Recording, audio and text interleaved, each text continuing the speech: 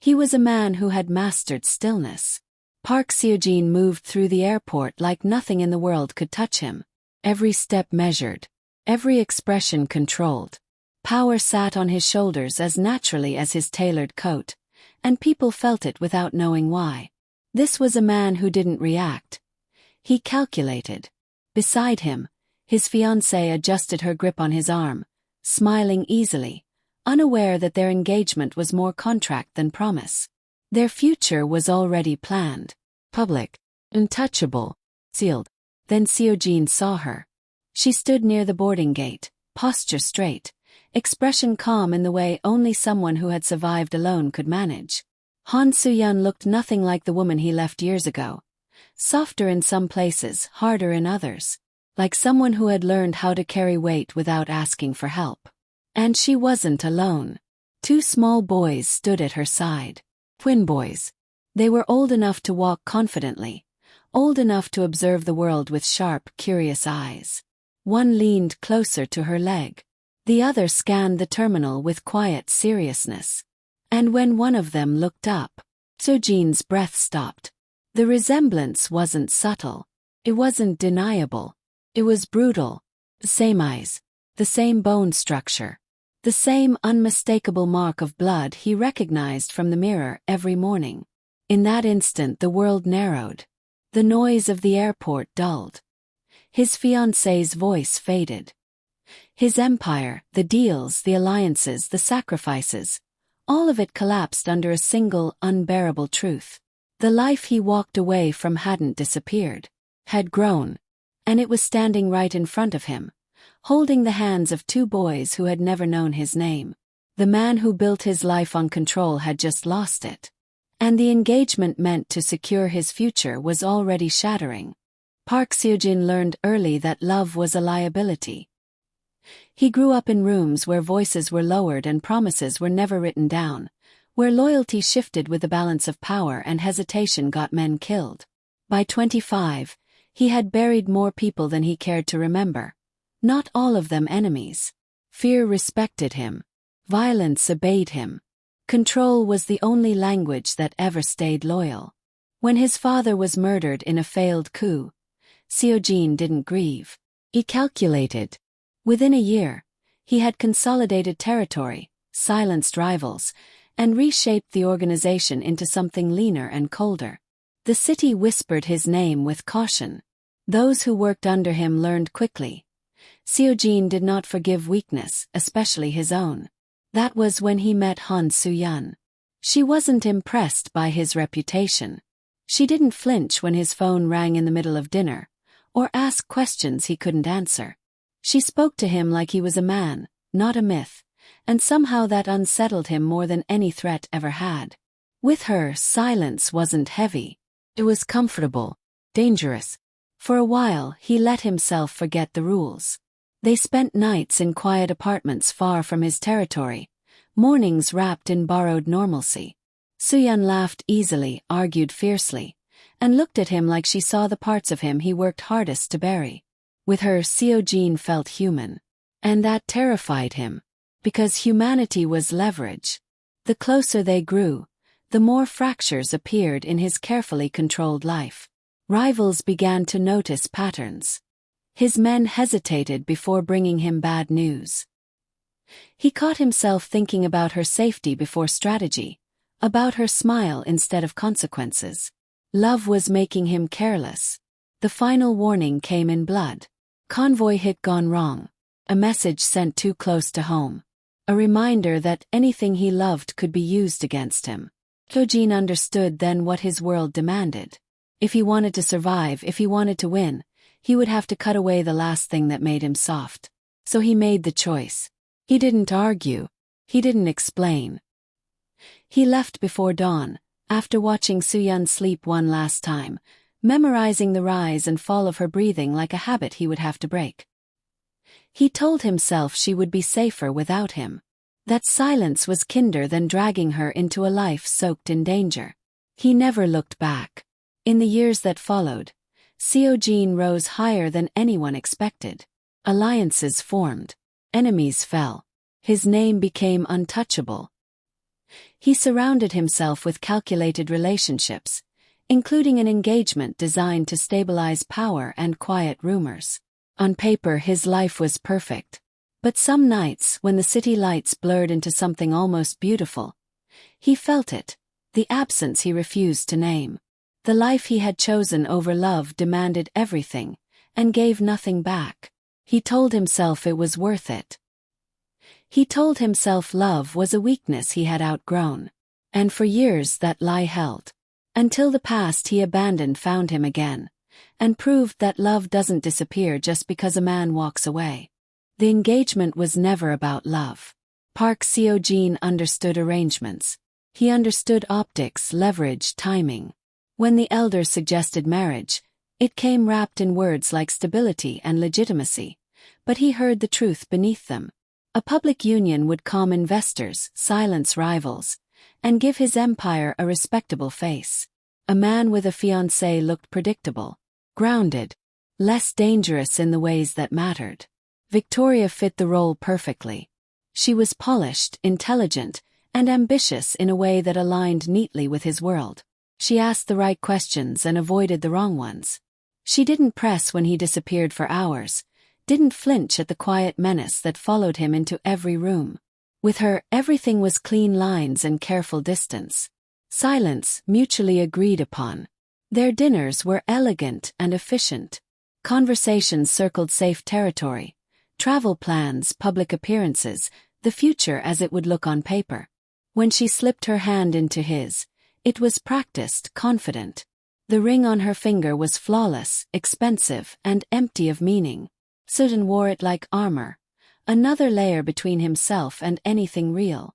He told himself this was maturity, growth, proof that he'd learned from the past. What he didn't tell himself was how easy it was. There was no fear here, no vulnerability, no risk. Victoria didn't look at him the way Soo-jin once had, like she was trying to see past the shadows. She saw the man he presented, and that was enough. It made the engagement functional, if fragile, because everything about it depended on what remained unspoken. They never discussed love, never discussed children, never discussed what he had been before he became untouchable. The foundation of their future rested on absence, on the careful avoidance of questions that might crack the surface. And Seo-jin allowed it because it required nothing from him he wasn't already willing to give. Sometimes late at night, he caught himself staring at the ring, turning it slowly between his fingers. He wondered if this was what peace was supposed to feel like. Quiet, controlled, empty. He pushed the thought away as quickly as it came. Peace was overrated. Stability was survival.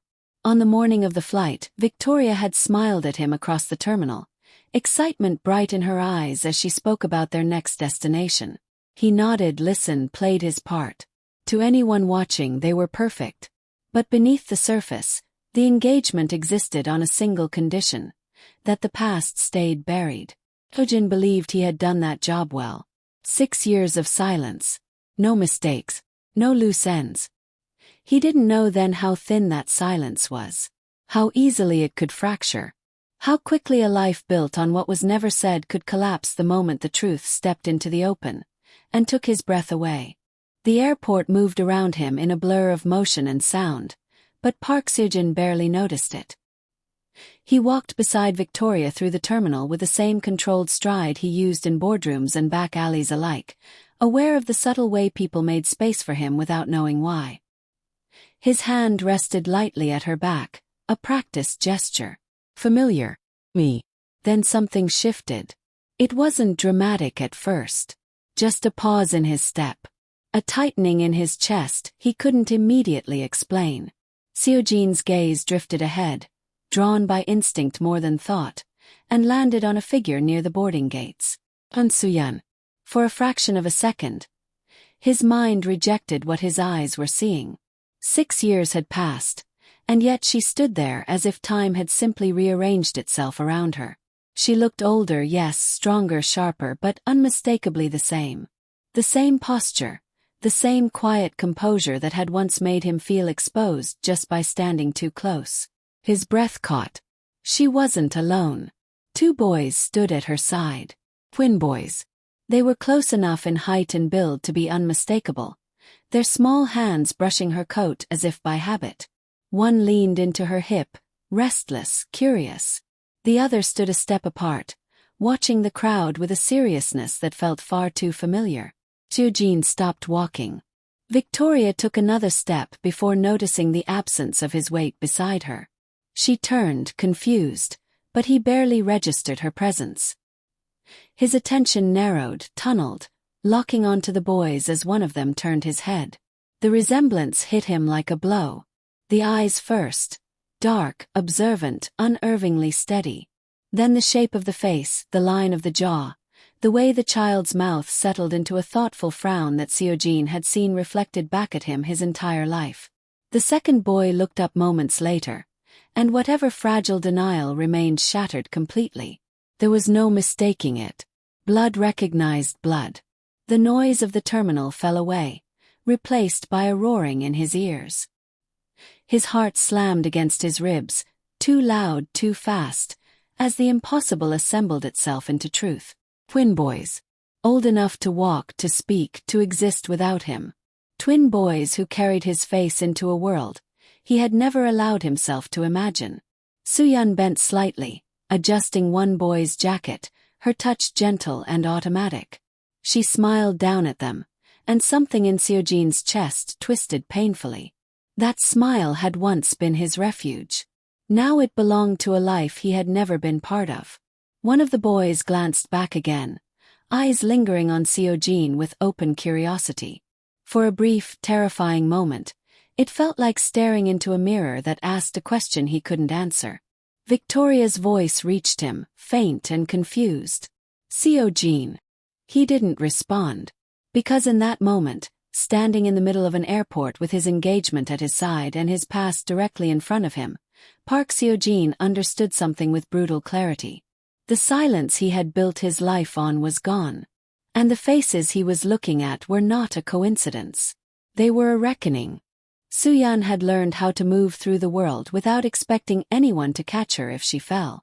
After she walked away from Seo-jin, there was no dramatic confrontation, no final plea. Just a quiet decision made in the middle of the night, a suitcase packed with trembling hands, and the understanding that loving him had been a luxury she could no longer afford. She disappeared before dawn, carrying nothing but what she could lift and a future she had to build alone. The first months were the hardest. She worked wherever she could, cafes, night shifts, temporary offices that never remembered her name. Pride became a thing she folded away, taken out only when she was alone. Every one mattered. Every decision had weight. There was no powerful surname to shield her, no protection waiting in the shadows. Only consequences. When she found out she was pregnant, fear came first. Then resolve. She didn't look for Seo-jin. She didn't hesitate. The man he had become was dangerous in ways that went far beyond broken hearts, and the man she had loved no longer existed. She told herself that over and over as her body changed, and her life narrowed into careful routines built around survival. The twins arrived quietly, without drama, as if they already understood the world they were entering. From the moment she held them, Soo-yeon stopped thinking of herself as alone. Exhaustion replaced fear. Purpose replaced longing. She learned how to function on little sleep and endless patience, how to smile even when her back ached and her future felt impossibly fragile. She moved often. Modest apartments, new neighborhoods, places where no one asked questions and no one knew her past. Each move was a layer of protection she built with her own hands. She kept her head down, avoided attention, and taught the boys to do the same. There were nights when memories surfaced uninvited. Seo-jin's voice, his quiet intensity, the way he had once looked at her like the world stopped making sense without her in it. On those nights, she let the ache pass through her without indulging it. Nostalgia was dangerous. Regret even more so. She raised the boys with honesty and boundaries. She taught them kindness, awareness, and how to listen before speaking. She never spoke their father's name. Not because she hated him, but because he belonged to a life that could not touch theirs. By the time they were old enough to ask questions, She had become someone unrecognizable from the woman who once loved a powerful man. Stronger, quieter, unafraid of standing alone. So when she stepped into the airport that day, guiding the twins through the crowd with practiced ease, Soo-jin believed she had outrun her past. She didn't know that survival, no matter how carefully built, could still be interrupted. Or that the life she protected so fiercely was about to collide with the one she left behind. Seo-jin didn't follow her right away. He stood where the floor seemed to tilt beneath him, watching Soo-jun's back disappear into the moving crowd, the twins flanking her like instinct had trained them to. They walked in rhythm with her steps, close enough to brush her coat, alert in a way children shouldn't have to be. That awareness cut deeper than their faces ever could. By the time he caught up, his control had already fractured. Soo-jin. She stopped, but she didn't turn immediately. Her shoulders stiffened first, like a shield sliding into place. When she finally faced him, her expression was calm, too calm. Not surprised, not afraid, just prepared. The boys looked up at him, curiosity flickering across features he knew better than his own reflection. One of them stepped half a pace forward, instinctively placing himself between Seo-jin and his mother. That was when it hit him hardest. Not blood, not resemblance, protection. "You shouldn't be here," Soo-jin said quietly. His mouth opened then closed again. He had commanded rooms full of men, dismantled enemies with a glance. But standing in front of her, words failed him. "They're mine," he finally said, the certainty burning through the disbelief. "Aren't they?" She didn't deny it. "They're my sons," she replied. "That's the difference." The boy's hands tightened around her coat. Seo-jin lowered himself slightly, instinct urging him to soften, to make himself smaller. "I didn't know," he said. "If I had." "If you had," she cut in, her voice steady but sharp, "you would have done what? Sent money. Assigned guards. Turned them into liabilities." His silence answered for him. "You don't get to call them secrets you were denied," Soo-jin continued. "They were lives I protected." One of the twins looked up at her. "Mom?" he asked softly. She rested her hand on his head. "It's okay." Seo-jin felt something inside him splinter. He realized then that fatherhood wasn't a title he could claim by right or blood. It was a role he had abandoned before it even began. "I'm not asking to take them," he said, the words rough. "I just want to know them." Soo-jin studied him, really looked at him, as if measuring the distance between the man he was and the danger he represented. "Wanting isn't enough," she said. "And love doesn't erase absence." She stepped past him, guiding the boys forward again. As they walked away, Seo-jin understood the truth he had avoided for years. These were not secrets revealed too late. They were sons he had never earned. Seo-jin didn't need to explain it aloud. The boys didn't ask. They didn't know. And maybe that was the point. She had kept them away from Seo-jin for 6 years because the world he ruled was a place designed to consume what it touched. Every favor he granted, every step he took, carried consequences that could crush lives in seconds. People might bow to him, fear him, even admire him, but love? Safety. Those things never survived in his orbit. She had learned that the hard way. When she first realized she was carrying his children, panic had swept through her like a storm. The city he dominated wasn't just a home. It was a battleground. Rival families, debts unpaid, vendettas buried and ready to resurface. Everything Seo-jin touched became dangerous. She couldn't risk the boys' lives, couldn't allow their innocence to become a weapon in someone else's war. So she built walls. Invisible, solid, unbreachable walls. She moved apartments, changed schools, avoided anyone who could trace them back to him. She did what she had to, every day, watching over the twins like a guardian armed only with vigilance and quiet courage. Every milestone was measured in survival. First steps, first words, first days at school. They all came with meticulous planning. The boys' laughter echoed through the small apartment like a fragile promise, each note a reminder of what she protected. Seo-jin's name, never spoken, became a ghost hovering at the edge of every choice. She told herself it wasn't hatred that guided her, only love. Love that demanded sacrifice, silence, and vigilance. She had imagined this day. Him showing up, a storm of presence and power, and rehearsed every possible response in her head.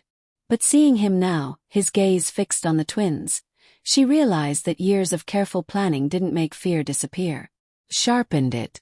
Every instinct she had screamed that if she let him close, the boys could be exposed, caught in a world neither ready for nor safe within.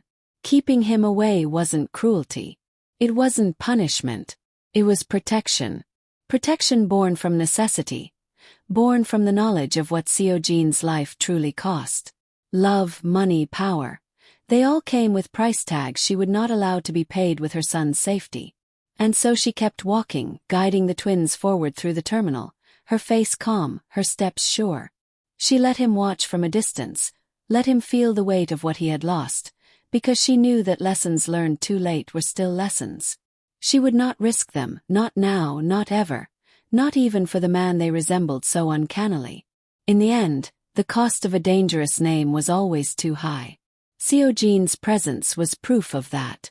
The boys would remain her responsibility, her secret, and her shield, long after the man who had given them life had vanished from their path once again. Seo-jin's penthouse was quiet, but the silence was heavy, almost suffocating. He sat alone, the city sprawling beneath him like a living map of power, lights flickering in patterns that had once meant control, influence, safety. Now they felt like witnesses, indifferent observers to everything he had lost. He had always believed his empire was absolute. Money, fear, alliances. He had bent them to his will. No one crossed him without paying a price. He had thought that protection was his gift, his currency, his proof that he could keep what mattered safe. But as he replayed the airport scene in his mind, the boys, their eyes, Soo-yun's steady hands guiding them, he understood something he had never truly allowed himself to admit. His world didn't protect. It destroyed. Every life that got close, every bond he thought he could safeguard became a target. His mother lost to a car bomb. His younger brother kidnapped. A city set ablaze to secure his release. Every act of love, every person he had tried to shield, had been touched by violence, and the cost had been unbearable. And now his sons. He pictured their small faces, the way they mirrored him so perfectly, the innocence he had no right to endanger. The thought of them in his orbit, even for a moment, made the emptiness in his chest widen. He couldn't undo what he had done, couldn't erase 6 years of absence, but he also couldn't offer them the world he controlled. The tools he had used to dominate, power, fear, influence, were weapons, not safety. He picked up his phone and stared at it, fingers hovering over the screen. Every number, every connection, every move he made came with consequences. One wrong call, one misjudged gesture, and the boys could be caught in a crossfire he could not predict. For the first time, the unshakable man realized his strength was irrelevant.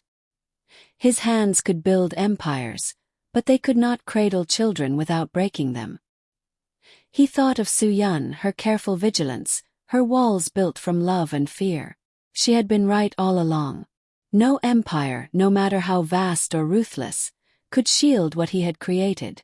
His world could take, corrupt, harm, but it could not nurture. For the first time, Seo-jin felt powerless in a way that didn't come from enemies, betrayal, or assassination attempts.